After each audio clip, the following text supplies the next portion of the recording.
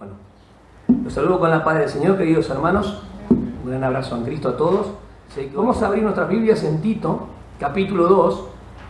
Pablo escribe a Tito y a Tito lo manda a Creta y a Timoteo lo manda a Éfeso. Tito era un pastor de la iglesia local, así como a Timoteo lo deja en Éfeso como pastor de la iglesia local. En Éfeso también estuvo Juan el apóstol, Pablo obviamente fundó esa congregación en uno de los viajes misioneros, y Pablo siempre pasaba a consolidar. Ahora Tito tiene un sentido muy pastoral toda la carta, así como a Timoteo una carta muy personal y pastoral, pero el capítulo 2, versículo 11 al 15, el énfasis clave de hoy, o el énfasis claro, va a ser sobre el versículo 14. Vamos a dar lectura. Capítulo 2, versículo 11 al 15. Porque la gracia de Dios se ha manifestado para salvación a todos los hombres, enseñándonos que, renunciando a la impiedad y los deseos mundanos, vivamos en este siglo sobria, justa y piadosamente, aguardando la esperanza bienaventurada y la manifestación gloriosa de nuestro gran Dios y Salvador, Jesucristo, quien se dio a sí mismo por nosotros para redimirnos de toda iniquidad y purificar para sí un pueblo propio, celoso de buenas obras. Esto habla y exhorta y reprende con toda autoridad, nadie te menosprecie. Pablo le dice a Timoteo, Pablo le dice a David, Pablo te dice a vos. Amén. El versículo 14 es clave, por eso el título de la prédica lo voy a dar en forma distinta, siempre lo doy al principio. Lo doy ahora con el versículo 14, que es el tema de lo que vamos a tratar. Jesucristo es el único y gran sustituto de la humanidad. ¿Está bien? Jesucristo es el único y el gran sustituto de la humanidad. Esta semana, como le explicaba a los hermanos, ustedes saben que falleció Diego Armando Maradona, todos saben sobre esta noticia. Y hubo un momento donde los posteos y en Facebook, en las redes sociales, había personas que estaban muy enojadas porque personas que perdieron justamente lo suyo, sus afectos, y no pudieron ir a verlos, en el sentido ni en la parte del sepelio, no pudieron estar con ellos los últimos momentos, porque esta pandemia nos aleja a todos, ¿sí? Sin embargo, esto fue a nivel mundial, creo que no hubo algo tan grande, pero a mí lo que me entristeció no es el valorar a una persona como futbolista, que eso está más que evidente. La idolatría, ¿la llegaron a ver o no? Asqueaba. A mí realmente me asqueaba. Y lastimosamente hay muchos cristianos que no entienden la diferencia entre poder hacer un buen deporte y colocar ese deporte en primer lugar en vez de Cristo. Entonces se meten en las redes sociales con cuestiones de política, cuestiones de idolatría, que no nos conviene a nosotros meternos. Nosotros tenemos que huir de esas cosas. Podemos valorar a las personas cuando son buenos deportistas y hasta ahí está bien. Sin embargo, a Jesucristo no lo consideramos. A Jesucristo pareciera que las personas no lo consideran. A él dice, bueno, Dios murió, Dios ha muerto. Eso dicen. Bueno, Nietzsche, un filósofo, decía, Dios ha muerto. Por eso la película Dios no está muerto es contrastando la filosofía, justamente, dando argumento y fundamento que el que murió era Dios, pero Dios es el que da vida. ¿Cómo es eso? Ese es el gran misterio de la piedad, que Dios estaba con Cristo reconciliando a la humanidad. ¿Entienden? El que estaba muriendo ahí, si bien en su humanidad Jesús llevó el pecado en su carne, pero era Dios, ¿sí o no? Listo. Por eso un niño cuando se le dice, ¿quién murió en la cruz? Y un niño te dice, Dios, vos no podés decirle que no. Sin embargo, Dios no puede morir jamás porque Él es eterno. Entonces, ahí está el gran misterio que a veces queremos resolverlo. Es imposible. Pero es sin duda saber que Dios se hizo carne. Las personas que hacen, colocan a un hombre como el centro. Este es el sustituto de nosotros. Ahora que te fuiste, se nos fue la salvación, se me fue mi vida. Solamente le dieron alegría, felicidad y todo demás en la parte del fútbol. Pero la gente empieza a volverse loca sin considerar a su familia, a sus afectos, y lo valoran a esta persona que es una persona ajeno a su vida, de sus afectos, de su familia. Pero la idolatría hace eso, considerar a una persona y ponerlo en primer lugar en tu corazón, y es interesante. ¿Cuándo llega al máximo la idolatría? ¿Cuando la persona está en vida o cuando muere? ¿Cuando está en vida? No. Cuando muere se manifiesta. ¿En dónde fue esta? ¿En todo el mundo o no?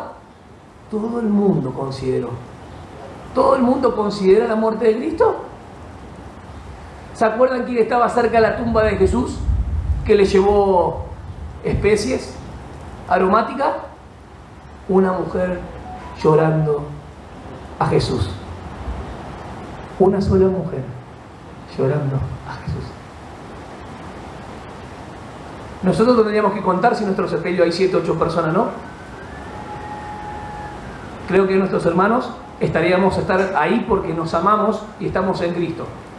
Pero esta conmoción mundial que hay, a mí realmente me genera mucha tristeza cuando los cristianos están vinculados a esto. Dios nos dice que nos guardemos de toda impiedad. Fíjense qué interesante. Versículo 11 al 13, tenemos los 3 tiempos de la salvación. Miren, porque la gracia de Dios se ha manifestado para la salvación de todos los hombres. ¿Qué se ha manifestado? La gracia de Dios para la salvación a todos los hombres. ¿Sí? Así que nadie puede decir que Cristo no murió por todos. ¿Cuándo se manifestó? En la cruz. Versículo 12. Y nos enseña que debemos renunciar a la impiedad y a los deseos mundanos y vivir en esta época de manera sobria, justa y piadosamente. La gracia que nos salvó en la cruz, esa gracia nos enseña cómo vivir de manera piadosa, apartándonos del pecado. Tenemos la salvación en el tiempo que fuimos justificados por la obra de la cruz. Tenemos la salvación en el tiempo presente que estamos siendo santificados por el poder del Señor. Versículo 13. Mientras aguardamos la bendita esperanza y la gloriosa manifestación de nuestro gran Dios y Salvador Jesucristo. ¿Cuándo será esto? Cuando nuestro cuerpo sea liberado de esta vieja naturaleza. El día de la glorificación. ¿Vieron los 3 tiempos de la salvación? Se ha manifestado en la cruz. La gracia también nos enseña cómo vivir. Y esta manifestación gloriosa que se llevará a cabo cuando yo muera, o sea que viva, como dice el apóstol Pablo, somos del Señor. Amén. Justificación, santificación progresiva ahora, que me aparte del pecado y toda impiedad. ¿Para qué? Para vivir en este mundo justa, sobria y piadosamente. ¿Por qué debo vivir así, hermanos? Porque el Señor vendrá a buscarme. El saber que vendrá la glorificación por mí y por vos de manera individual, cuando entre el último los gentiles, todos los que murieron en Cristo, más todos los que viven, serán resucitados. Gloria a Dios. Esa esperanza bienaventurada que nos tiene que motivar a apartarnos de toda impiedad. ¿Por qué? Porque el versículo 14 habla de la sustitución. ¿O por medio de quién? ¿Quién se dio a sí mismo por nosotros para redimirnos, rescatarnos de toda ¿qué? Iniquidad y pecado? ¿Por qué debemos guardarnos y apartarnos de todo pecado? Porque Cristo cargó en él el pecado de todos nosotros. Entonces la obediencia de Cristo y la vida de Cristo deberíamos manifestar nosotros, considerar a Jesús no como un simple ser humano, ¿me entienden? Sino que Él sea, como dice, nuestro gran Dios y nuestro Salvador. Es el sustituto de la humanidad. Él murió por todos. La redención de Él es ilimitada en su valor y su carácter, potencialmente para todos, pero solamente efectiva en aquellos que creen. Versículo 14, cuando dice quien se dio a sí mismo por nosotros. Anoten esa palabra en su vida, subrayen esa preposición porque vamos a hablar de la sustitución. Por nosotros, para redimirnos de toda iniquidad y purificar. Eso quiere decir purificar, lavar, limpiar. O sea que Él se dio por nosotros, pero no para que andemos como éramos antes, sino para que en la demostración de vida experimentemos así como Él, en vida y en obediencia perfecta, sirvió a Dios haciendo la voluntad del Padre hasta el final. O sea que el fundamento y donde se constituye la razón y el modo de vida del cristiano, ¿saben cuál es? Versículo 11. ¿Cómo empieza? ¿Cómo empieza? La gracia. La gracia, hermano. Romanos 3:24. Romanos 3:24 nos va a hablar de cómo se constituye en ese fundamento tan conocido que nos salvó por su gracia gratuitamente. Ya lo hemos considerado muchas veces, Romanos 3:24. Pero vamos a leerlo. Y son justificados por el don de su gracia en virtud de la redención realizada en Cristo Jesús. Otra versión. Pero son justificados gratuitamente por su gracia mediante la redención que proveyó Cristo Jesús. Qué linda, ¿no? mediante la redención que proveyó Cristo Jesús. ¿Y qué leímos hoy? Que por la gracia que fue manifestada, Cristo nos redimió. ¿Para qué? ¿Para qué nos redimió? ¿Para qué nos rescató? ¿Para que vivamos como queremos? No, para vivir en este siglo, en este mundo, sobria, justa y piadosamente. ¿Qué les parece? La redención, la obra de Cristo, Él, hermano, Él lo hizo todo. Cuando nosotros lo recibimos no tenemos que hacer nada.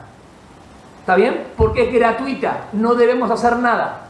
Solamente la única condición es creer por la palabra, la obra de Cristo, que Él fue muerto, fue sepultado y resucitó. Eso es importante. Pero del lado de Cristo, para que se entienda, Dios dio todo, lo dio a Cristo, ¿amén? Entonces, acá es donde empieza el problema de la teología. Cuando se dice que la gracia es cara o barata. La gracia no es ni cara ni barata. La gracia es gratuita. Se recibe sin merecimiento alguno. ¿De parte de quién? Del beneficiado, del creyente. Ahora, de parte de Dios, ¿cuánto fue? Todo. ¿Se entendió? La manifestación. Volvemos a Tito. Porque la gracia de Dios se ha manifestado para la salvación. ¿A todos los hombres o a algunos? Bien, entonces la redención tiene un carácter ilimitado. Este es un problema que tuvo la Reforma Protestante, creyendo que Cristo murió solamente por los elegidos. ¿Me entienden? No, la redención es ilimitada en su valor, pero solamente es aplicada en aquellos que creen. ¿Se dan cuenta de la diferencia? Él murió por todos, pero solamente los que creen se benefician, por ejemplo, del perdón de los pecados. Ahora, cuando entramos en materia, la primera pregunta que yo haría a todas las personas es: ¿crees que Jesús existe?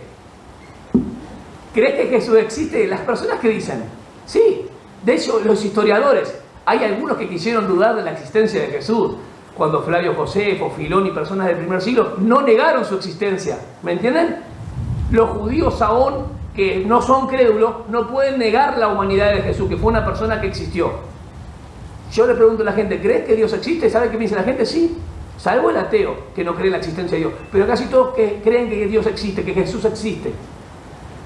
Segunda pregunta que haría: ¿crees que Jesús es una persona excepcional? ¿Que es un maestro que llevaba a las personas hasta realizar aún o beneficiarlos de lo que necesitaban?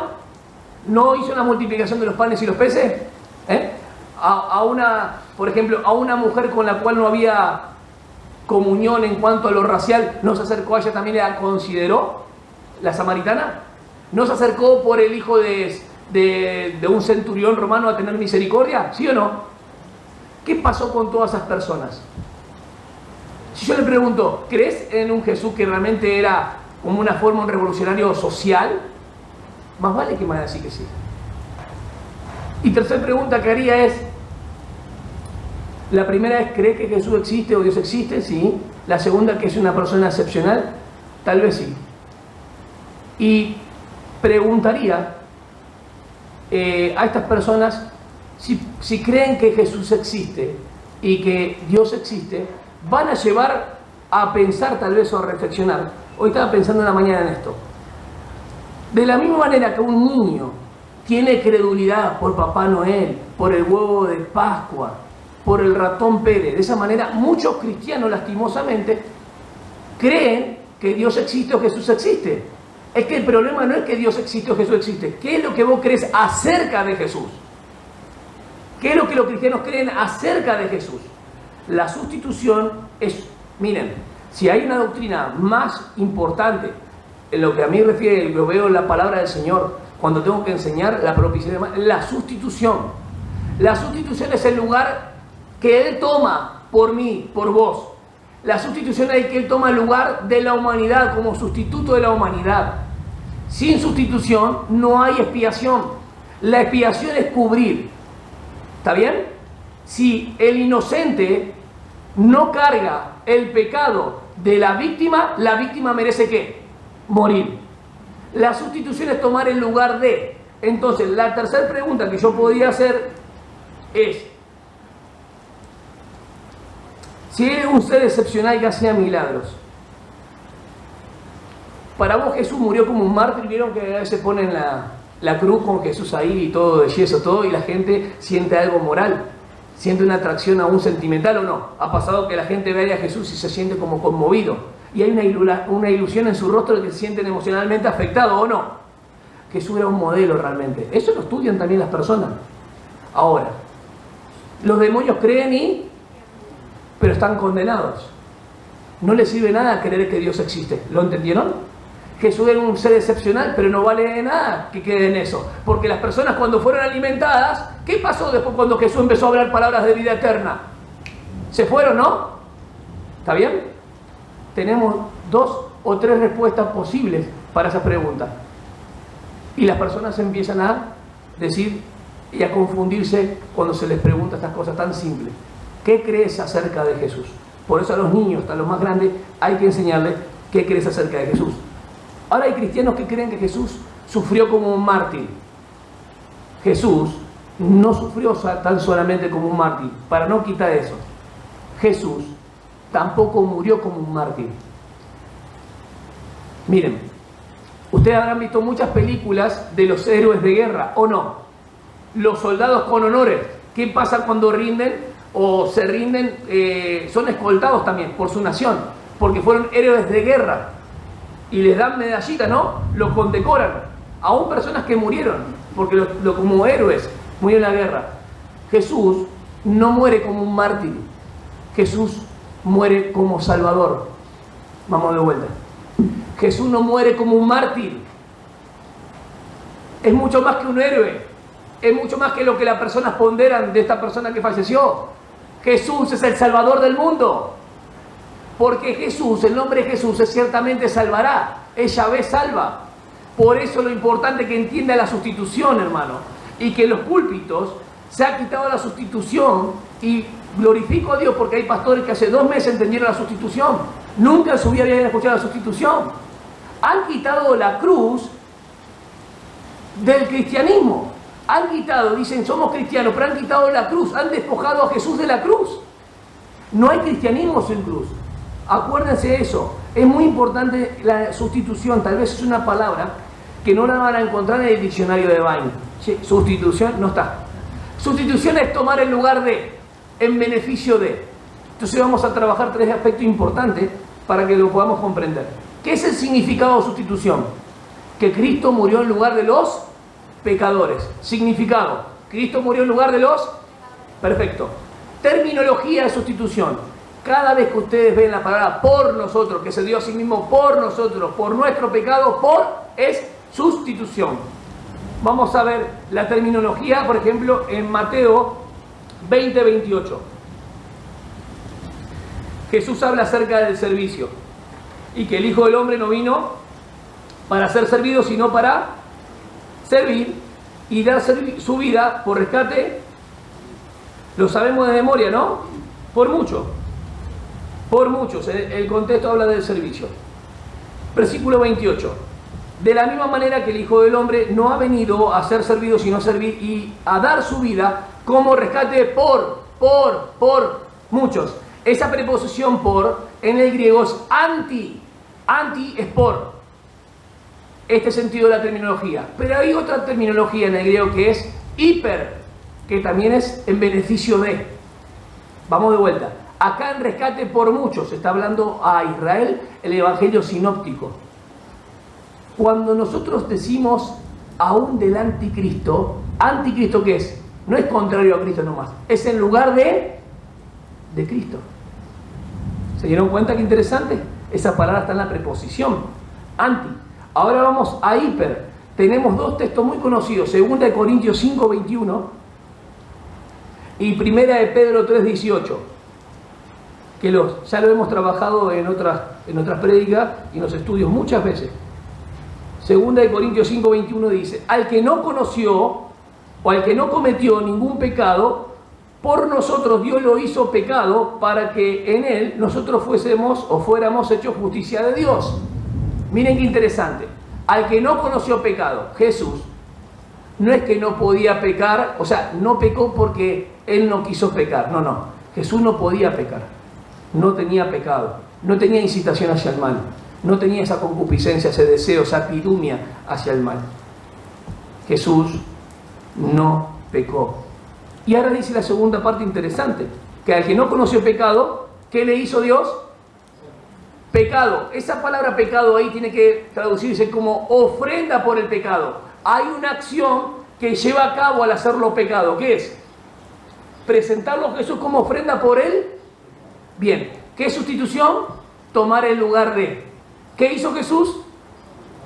¿Entendieron? ¿Cuál es el problema de toda la Biblia? Romanos nos dice, 3:23. Por cuantos todos están privados de la gloria de Dios, lo hizo pecado ¿a quién? Ofrenda por el pecado. Para que nosotros fuésemos justicia de Dios. ¿En quién? En Cristo. Eso es la sustitución.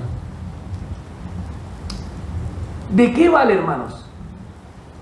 Cuando ustedes van al doctor, ¿por qué le dan un remedio? Para solucionar el problema, perfecto. Ahora, ¿para qué te van a dar un remedio si no diagnostican la enfermedad? Si las personas vienen a la congregación solamente creyendo que Dios existe, que Jesús es milagrero, que Jesús es un ser excepcional, pero no sabe acerca de Jesús, ¿qué crees acerca de Jesús? Van a venir a Jesús por la parte afectiva, como un salvavidas, por su economía, para que no se destruya su matrimonio. Les digo desde hoy hasta que me vaya, ese es el falso evangelio. Ese es un pseudo evangelio. La iglesia cristiana hoy, el evangelio actual, ustedes escuchan varios predicadores, pero de cualquiera, y van a notar esto: han sacado la sustitución de la predicación. ¿Y por qué le digo esto? Porque la persona tiene que saber lo que es la sustitución, que está relacionada primeramente ¿con quién? Con nuestro pecado. Si no sabemos lo que Él hizo por nosotros, ¿cómo vamos a vivir para Él? Las personas deben ser confrontadas ¿con qué? Con su pecado. Deben saber de la condenación y del juicio eterno de Dios. ¿Y cómo las personas van a saber de la condenación y el justo juicio de Dios si no son confrontadas? ¿Para qué le voy a dar el remedio, hermanos? Si no estoy diagnosticando la enfermedad, que la enfermedad, valga la redundancia, no es que ellos están enfermos por sus pecados personales. Ellos están muertos y separados de Dios en Adán. ¿Lo entendieron? Por eso desde nenito hay que predicarle a todos los niños. El que cree en la muerte, sepultura y resurrección de Jesús es salvo. Y los grandes también. ¿Qué crees vos y qué creo yo acerca de Jesús? ¿Quién es Jesús para vos y para mí? Son preguntas que nos tenemos que hacer. Porque tal vez hemos venido a la iglesia como un evangelio nominal. Nominal es que solamente porta un nombre, de apariencia. Pero nunca hubo una experiencia real llamada nuevo nacimiento. Si no hay un nuevo nacimiento en nuestra vida es que nuestros pecados no fueron perdonados. Nos hizo efectiva eso. El perdón de los pecados y el cambio del corazón que busca de Dios tiene que ver con la nueva naturaleza. ¿Están entendiendo? Cuando Dios nos hace nacer de nuevo, solamente por la fe, cuando se produce, entendemos que todos nuestros pecados fueron perdonados en Cristo. Y cuando digo todos, es todos. Pasados, presentes y futuros. Los que voy a cometer mañana, si Dios me da vida. Lo que tal vez cometa después. Él me los perdonó todos, ustedes saben. A ustedes también, ¿eh? La misma declaración legal. Que Dios nos ve en Cristo como si nunca pecamos. Valga la redundancia. Entonces, ¿qué está haciendo Cristo? Muriendo el inocente, ¿por quién? Por los culpables y pecadores. Otra forma de entender la sustitución. No solamente es tomar el lugar de, sino que el inocente muere por el culpable, que el justo muere por los injustos. Cuando se trata de expiación vicaria, ¿qué es expiación? Cubrir, cubrir, cubrir. Pero cuando llega Cristo, ¿qué es? Quitar, quitar. Ustedes habrán escuchado esto porque acá tiene la mitra, el Papa que tiene acá, Vicari Filii Dei. Es el vicario de Dios ¿en dónde? ¿Qué significa vicario? Más que intercesor, es el sustituto. ¿Están entendiendo? Él es el representante de Dios, ¿así o no? Ustedes lo leen. Vicari, Filii, hijo de Dios. vicario sustituto del Hijo de Dios. ¡Qué tremendo! Jesús dice que nuestro sumo pontífice, el que hace puente, el precursor, el que nos abre el camino, y un hombre se pone en lugar de Dios. Y hombres enaltecen a un hombre totalmente terrenal, del cual tiene que rendir cuenta a Cristo que está preparado. Y todos se presentarán delante de Él a dar cuenta por sus obras y su persona. Los cristianos no, hermano. Los cristianos daremos cuenta delante del Señor por nuestras obras nomás. Nuestra persona no, porque Dios examinó a Cristo, el Cordero, no a nosotros, nuestra persona. Dios examinó a Cristo como el Cordero que quita el pecado del mundo. Y aquel que está en Cristo está desde el inicio hasta el final. Dios no nos examina nuestra persona. Nosotros valemos la vida de Cristo. ¿Qué te parece? ¿Es importante la sustitución? Vamos un poco más. ¿El significado cuál es? Que Él murió por los pecadores. ¿Por cuánto? ¿Por nosotros nomás? Por todos. Terminología. La primera, que es en lugar de.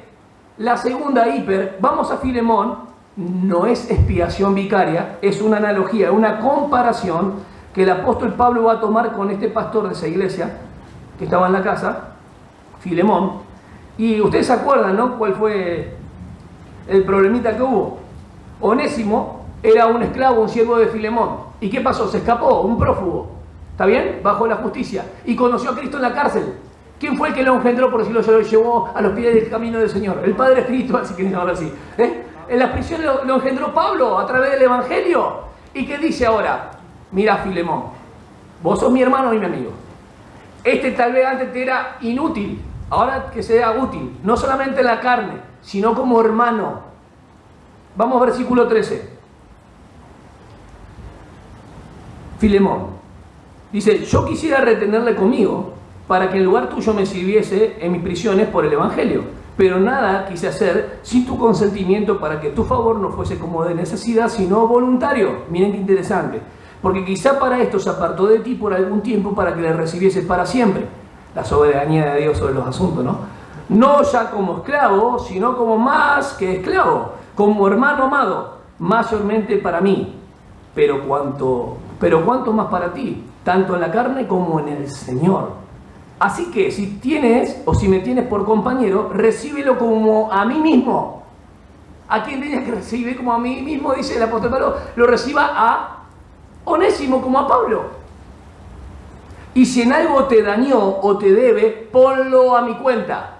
Esa palabra, el si algo te lo debe, ponerlo a mi cuenta, tiene que ver con la sustitución. Es una analogía, entiéndase, una comparación cuando la palabra se usa hiper, ponerlo a mi cuenta. En lugar de, en beneficio de. ¿Se entendió? No está hablando de expiación, de la sustitución del alma. Está hablando de una analogía, una comparación de que una persona le debe a otro y otro sale garante, o mejor dicho, como fiador. ¿Está bien? Es importante. Ahora vamos a ver dos versículos importantes también, que ya vimos 2 de Corintios 5:21 y ahora vamos a leer 1 de Pedro 3:18. La carta de Pedro también usa hiper. 2 de Corintios 5:21 usa hiper. 3:18 dice de esta manera. Porque también Cristo padeció una sola vez por los pecados, el justo por los injustos. Ahí está la sustitución, ¿lo vieron? Vimos que Él no conoció pecado. Él no cometió tampoco pecado, pero Él no conoció pecado y Dios lo hizo ofrenda por el pecado. Cristo llevó nuestros pecados. Acá lo estamos viendo que Él padeció una sola vez por nuestros pecados y muestra que Él es justo en su carácter. Justo por los injustos. Qué impresionante este versículo. ¿Para qué hizo eso el Señor Jesús? ¿Cuál fue el propósito de hacerlo? Para llevarnos ¿a quién? A Dios. ¿Y para qué era en 2 Corintios 5:21? Para que fuésemos justicia de Dios en Él. Son por los méritos de Cristo por el cual estamos sin defecto y sin mancha delante de Él. Es interesante esto cuando el profeta alquilado, Balaam, en Números, lo manda el rey Balac a que maldiga a Israel. Israel tenía un montón de cosas, un montón de conductas y cosas que iban en contra de Dios. ¿Y saben lo que dijo este profeta Balaam? No puedo maldecirlos. Tenía muchas cosas que decir este profeta. No se comportan como tal. No tienen buen testimonio. Ante las naciones no están mostrando nada. Y cuando él los quería maldecir no podía. Porque Dios no había visto iniquidad en Israel. Quieren decir muchas cosas de nosotros. Pero Dios nos ve en Cristo como si nunca pecamos. Por eso le leí Romanos 3:24, es el corazón. ¿Dónde se ancla? ¿Dónde se constituye el pecador que es redimido? Solamente por la gracia gratuita. ¿Lo entendiste? La justificación, declarado justo, va dentro de lo que es que la sustitución. Si el justo murió por los injustos, entonces perdonó todos mis pecados. Entonces tenemos el significado, tenemos la terminología. ¿Cuáles son los resultados? ¿Cuáles son los resultados, hermanos? Hablamos del pecado. ¿Qué pasó con los pecados? ¿Siguen nuestros pecados? Ajá. ¿Qué sería entonces? Nuestros pecados fueron, bien, quitados. ¿Y qué más se hizo? Miren, Él se hizo pecado por nosotros para que fuésemos justicia de Dios. ¿Qué nos dio? Se impartió la justicia de Cristo en nosotros. Esas imputaciones que ya hemos estudiado. Nuestros pecados fueron cargados en Cristo y Cristo nos imparte ¿qué? Su justicia. En la sustitución, hermano, ocurren dos cosas. En la muerte de Cristo, Él recibe lo que nosotros merecíamos. ¿Lo entendemos? Y en la vida perfecta de Cristo nos imparte su justicia. Vamos de vuelta. Por su muerte. Esta es la paradoja. Tenemos vida, fuimos justificados por su sangre. Romanos 5:7. Para el que diga que la sangre nos salva. Justificados por su sangre. ¿Amén? Y en su vida perfecta de obediencia es impartida a nosotros. Quiere decir que Dios nos ve a través de ¿quién? De la obediencia perfecta de... Esto es lo que Cristo hizo por vos y por mí. ¿Qué vamos a hacer ahora nosotros? Para Cristo.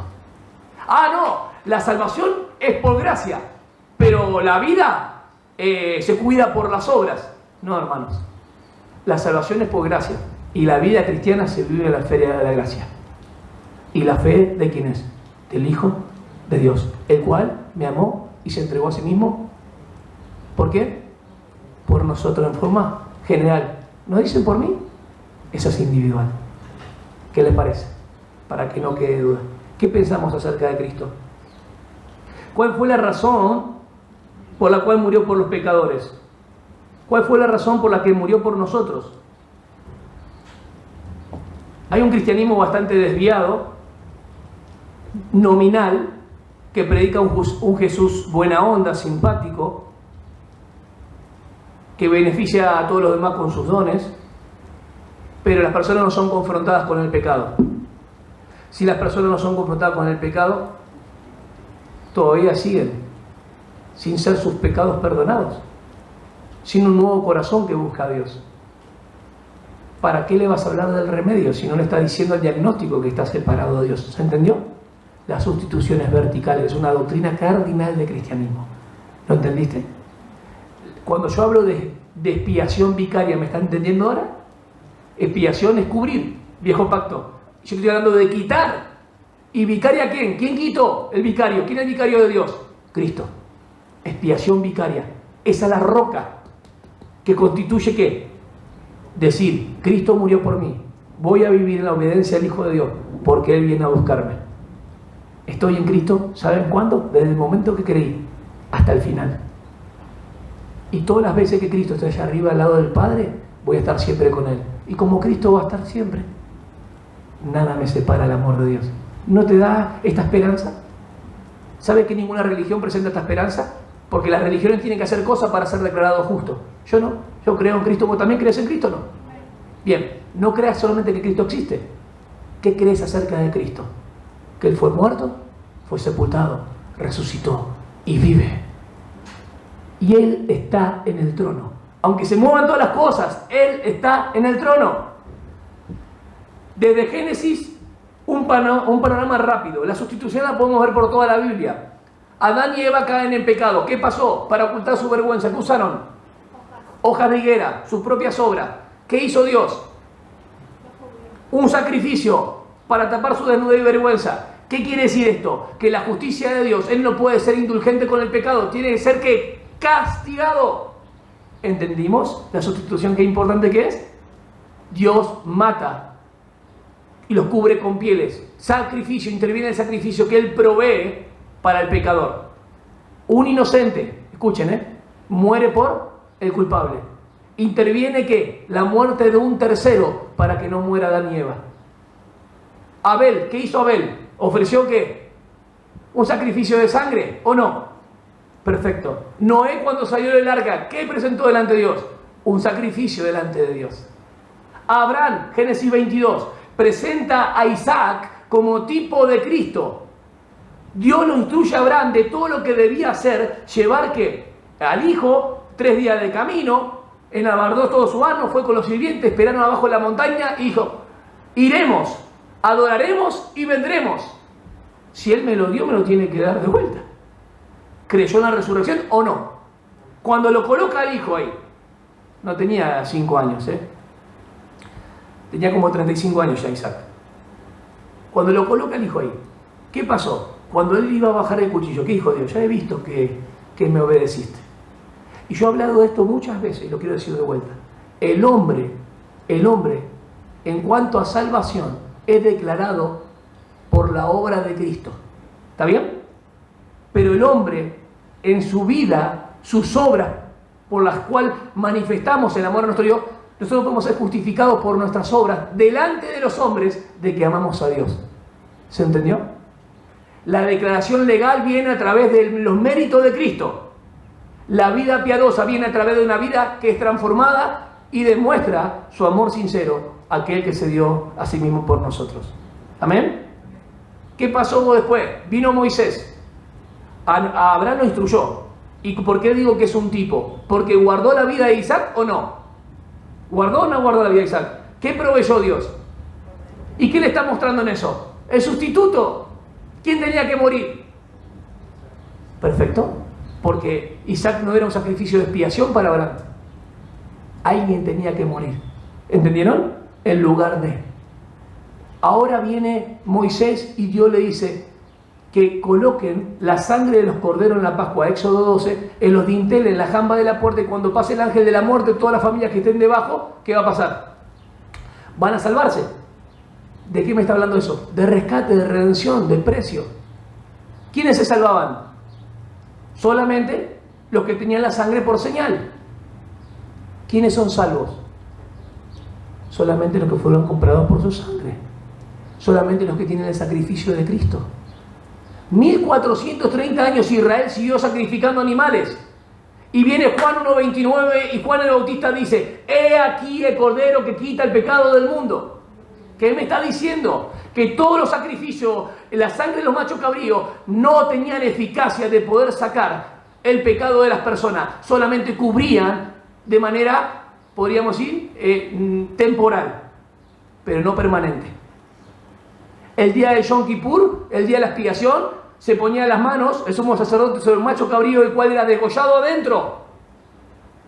Pero otro macho cabrío se transferían todos los pecados del pueblo y era ¿qué? Alejado, llevado lejos, se perdía.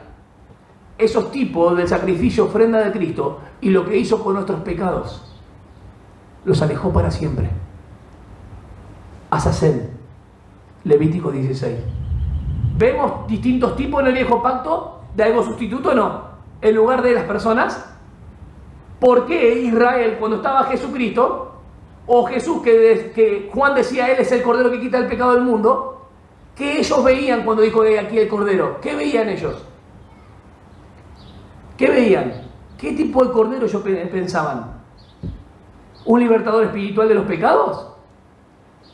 No, un libertador como la liberación que por el Cordero tuvieron de Egipto, de la esclavitud a libertad.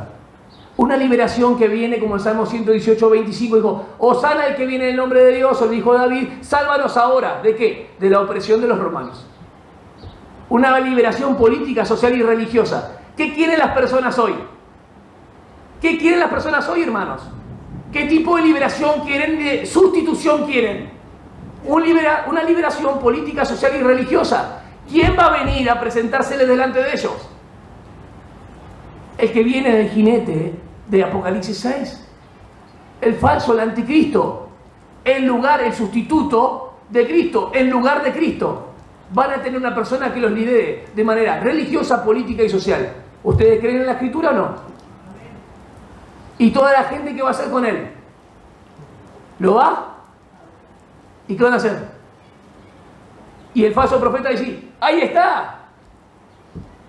La gente va a empezar a nutrir su deidad.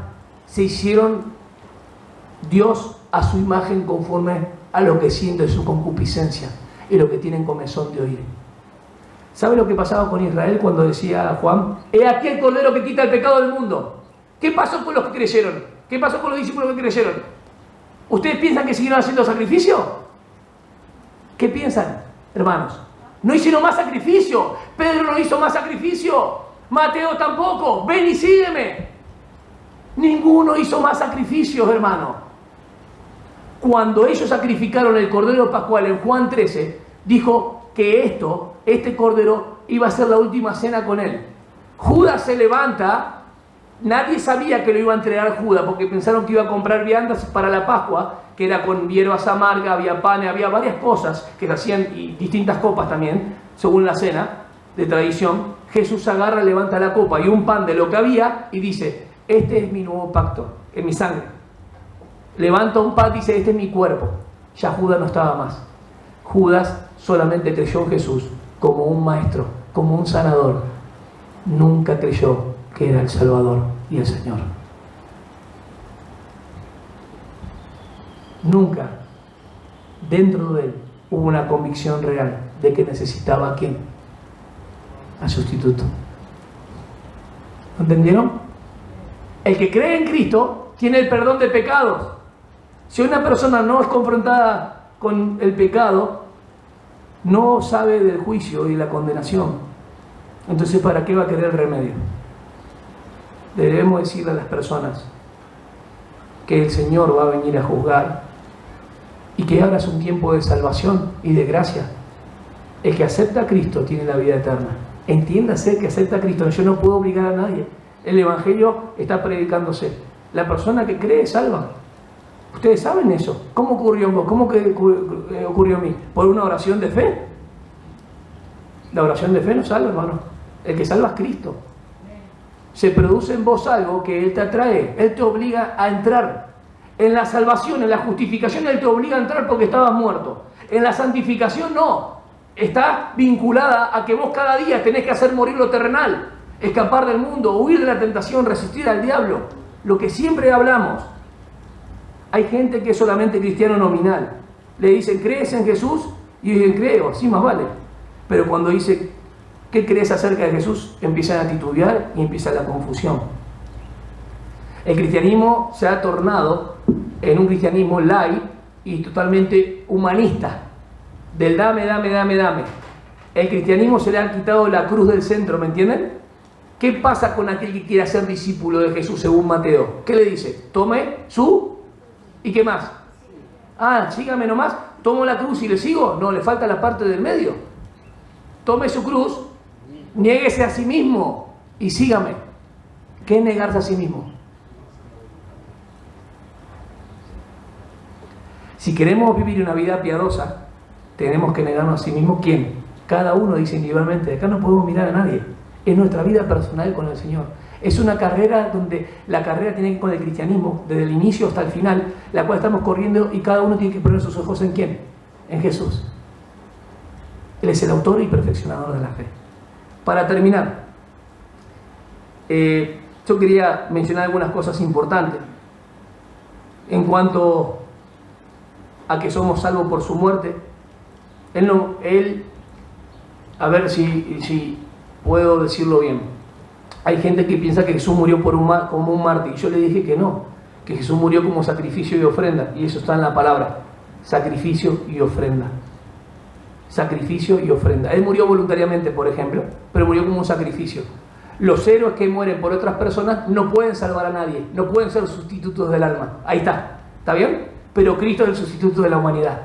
Él es el único que puede traer liberación. Las personas pueden morir, pueden ser buen ejemplo, y en distintas áreas pueden ser unos capos, unos fenómenos, ¿no? Pero no pueden hacer nada con vos. A ver, ¿cuántas personas murieron por otros que se entregaron? Muchísimos, ¿no? Pero nadie se entregó para salvación de vida eterna. Solamente Cristo es el que tiene vida eterna. Entonces yo quiero decirte esto, que Él es el Salvador de todos los hombres. Primera de Timoteo 4:10, vamos todos.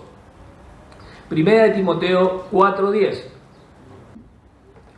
Y por esto mismo trabajamos y sufrimos oprobios. ¿Qué sufrían? Oprobios, persecución, tropiezo. ¿Por qué? Era sufrido. ¿Por qué? Porque hemos puesto nuestra esperanza en el Dios vivo y que es Salvador de todos los hombres. ¿Y mayormente de quién? De los que... Perfecto. En el que se produce la fe, ¿qué hace? Se aplica la obra de la gracia, el perdón de todos los pecados. Él es el Salvador de todos los hombres, el sustituto de la humanidad. Sustituto, en lugar de la humanidad, solamente Jesucristo. Pero mayormente de los que creen, ¿por qué? Porque se benefician de la obra de la gracia de Él. ¿No estamos estudiando las 33 riquezas de la gracia? Las 33 riquezas de la gracia que están en Cristo no se experimentan por la conducta, ya están en Él. ¿Está bien? Vamos a otro versículo, 1 de Juan, capítulo 2, versículo 2. La propiciación por los pecados. Para que alguno no dude que Él murió por todos.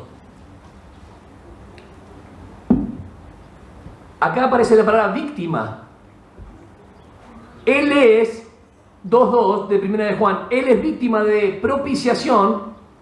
Dios desvía el castigo en tu vida y en mi vida porque va sobre Cristo. Eso es propiciar. Es aplacar la vida, apaciguar la ira de Dios, establecer, satisfacer la justicia. ¿Qué hizo, por ejemplo, en Adán y Eva? Dios desvía la ira, en vez de ir sobre Adán y Eva, va sobre quién? Sobre el sacrificio, un sustituto. ¿Qué hizo Dios? La ira fue sobre quién? Sobre Cristo. Él es la víctima de propiciación por nuestros pecados. No solamente por los nuestros, sino también por los de todo el mundo. Vamos a ponernos de pie. Dios Padre, te alabamos.